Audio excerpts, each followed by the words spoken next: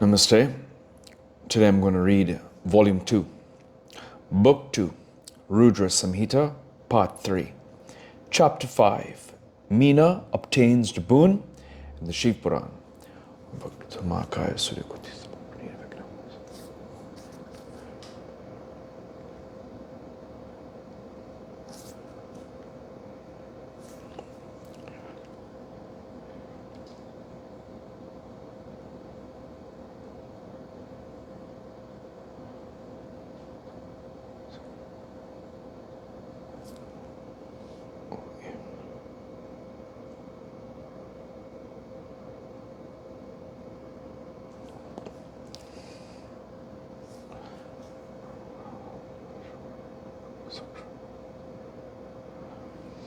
Hari Om Tat Sat. Narada said, when the goddess Durga vanished, the gods returned to their abodes. What happened next?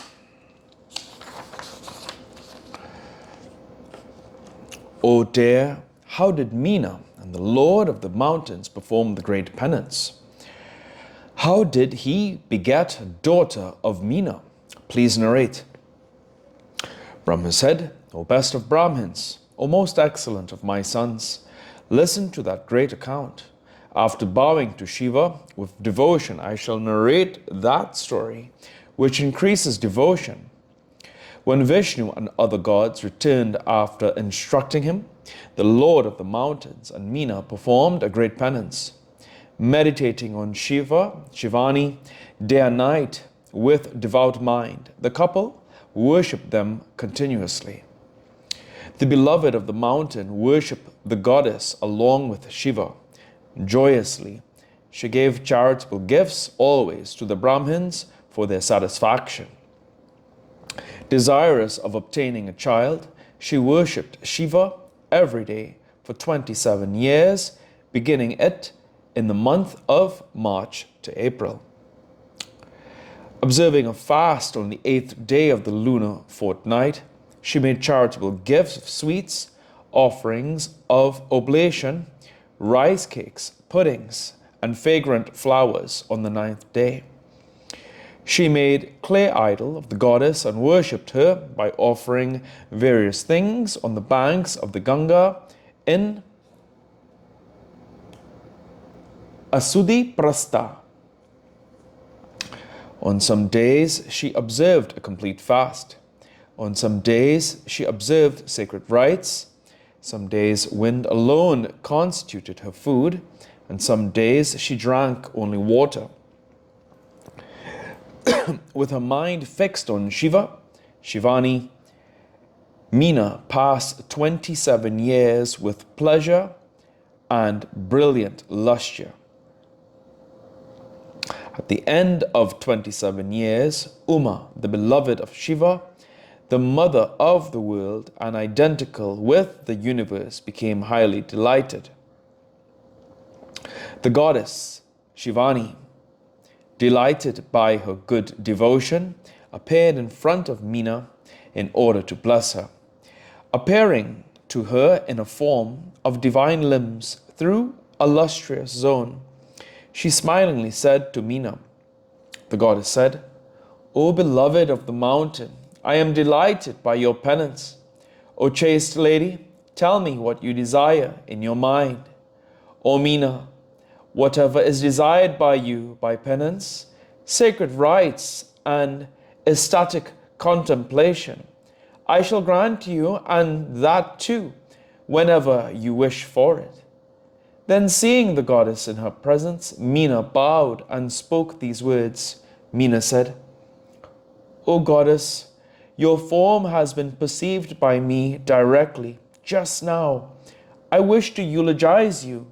Be pleased. Brahma said, on being thus requested by Meena, the goddess Uma, the enchantress of everyone, embraced Meena and was highly delighted. Acquiring very great wisdom, Meena eulogized Shivani, who had appeared in person by means of pleasing words with great devotion. Meena said, I bow to the great goddess, the bestower of all desires. I bow to her wields great illusion, the creator and sustainer of the universe. I bow to her of contemplative sleep, and to her, the wielder of great illusion, and the cause of permanent bliss. I bow to the mother of the universe. I bow to Siddha, having the garland of auspicious lotuses. I bow to the grandmother of perpetual bliss. I bow to the goddess who dispels the sorrow of the devotees. Who is the model for all women and who constitutes the intellect of all living beings? You are the cause of the snapping of all fetters of ascetics. Which one of your powers can be sung by women like me? You are violence, mentioned in the Atharva Veda.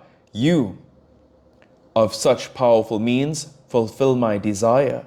The living beings are being united to the different principles of the nature of permanence and otherwise, and those without substance are discarded. You are the inherent power of those permanent principles. In the proper time, you become a woman of ability with yogic powers. You are the origin and the sustainer of the worlds.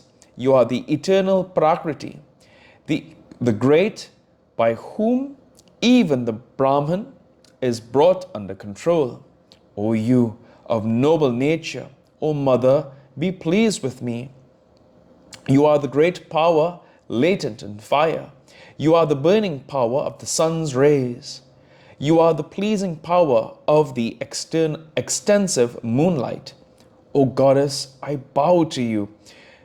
To good women, you manifest yourself as their beloved.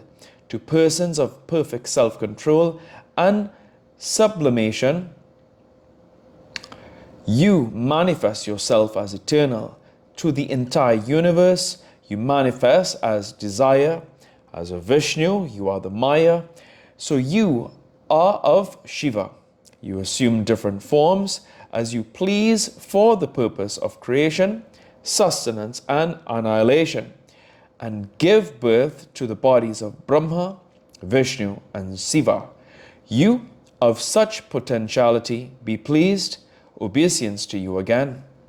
Brahma said, thus eulogized, the goddess spoke to Meena, desiring her to choose a boon. Uma said, O Himachala's beloved, you are as favorite to me as my vital air. Whatever you desire, I shall give you. There is nothing that I can withhold from you. On hearing these nectar-like words of the goddess, the delighted Meena, the wife of Himachala, said, Meena said, O Shivani, hail, hail, O great goddess, if you consider me worthy of a boon, I shall choose you. O mother of the universe, at first let me have 100 sons endowed with longevity, heroism, prosperity, and accomplishments. After that, let me have a daughter of comely features and good qualities, who will delight both the families and who will be revered by the three worlds. O Shivani, be my daughter for fulfilling the needs of the gods. O goddess, be Rudra's wife and indulge in divine sports with the Lord. Brahma said. On hearing the words of Meena, the delighted goddess spoke smilingly, fulfilling her desire. The goddess said, May 100 heroic sons be born to you. One of them, very strong, will be born at first. I shall be born as your daughter, since I am delighted by your devotion. Since I have been served by the gods, I shall fulfill their desire and carry out their activities. Brahma said. Saying so, the goddess Shivani vanished from there, even as Meena was watching. O dear one, on getting the desired boon from the goddess, Meena attained immeasurable joy. Her misery occasioned by penance vanished. Bowing down in that direction, the chaste lady of delighted mind returned to her abode, repeating the benedictory word, Jaya, be victorious. She told her husband about the boon, which had already been understood by him through good omens, by her words, which were rendered useless. On hearing the words of Meena, the Lord of Mountains became delighted. He praised his wife, who was devoted to Shiva, lovingly. O sage, when their mutual sexual intercourse took place, Meena conceived, and the child in the womb gradually grew up. She gave birth to a beautiful son, Menaka, who later on became the worthy recipient of the love of Naga ladies, and who later on entered into an alliance with the Lord of Ocean. O celestial sage, when Indra, the slayer of Vitra, became angry and began to chop off the wings of mountains, he retained his wings, nay, he did not even feel the pain of being wounded by the thunderbolt. He had good limbs. He had neat strength. He had neat strength and prowess. He was the most important of all the mountains born of him. He too became the Lord of Mountains. In the city of Himachala, there was a wonderful celebration of the event. The couple were highly delighted. Their pain was at an end. He gave monetary gifts and charitable offerings to Brahmins. Their devotion to Shivani and Shiva became increased. Footnotes. 10. It was the capital of Himavat. Kalidasa's Kumara. The name indicates that it was a marketplace for the mountainous herbs. 11. The goddess Shivani is mentioned here under a variety of names, forms, attributes, and actions. She is contemplated upon by the ascetics for the deliverance from the bondage of this world. She is appropriated for the satiation of desires with the bloody sacrifices performed according to Atharvarnic rites. She is represented in her milder and fiercer forms. In her milder form, she is pleasing as the moon, gracious as the mother. In her terrible aspect, she is furious as the fire and scorching as the sun.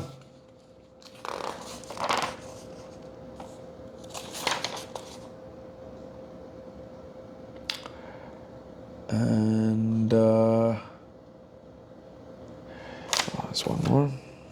12. Menaka, the son of Menaka and the son of Meena and Himavat, is represented as the most valiant of 100 sons of his parents. When Indra clipped the wings of the mountains, he is said to have been the only one who escaped. He is placed near the southern sea between India and Ceylon. For the present text glorifies his friendship with the ocean. So you have also Skanda, Menaka, Samudranatha.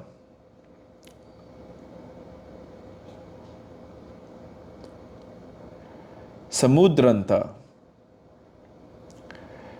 Here ends today's reading of the Shiva Puran. Om Prabhu Prananatam Vyomeshwanatam Jagannatham.